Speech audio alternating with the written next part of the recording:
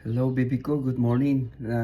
Malapit na maubos yung vitamin C ko kanina na fresh. Gagawa na ako ng kape. Para yung kape, yun naman yung breakfast na talaga na parang totoo na breakfast. Tagtag lang. Basta update na lang tayo. Huwag ka mag-alala. Lagi naman ako nandito eh. Okay. Just message na lang. And then, it's Wednesday today. Mag-ingat. Maganda yung panahon dito. The sun is up. And the time is 8:30. Okay, gawa tayo kape. Dahil naka-red ako, red na din yung gagamitin kong cup ko, di ba? Every day is a new cup.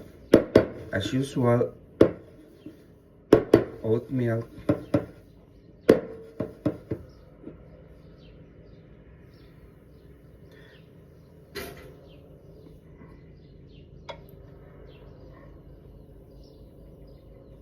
Ayan.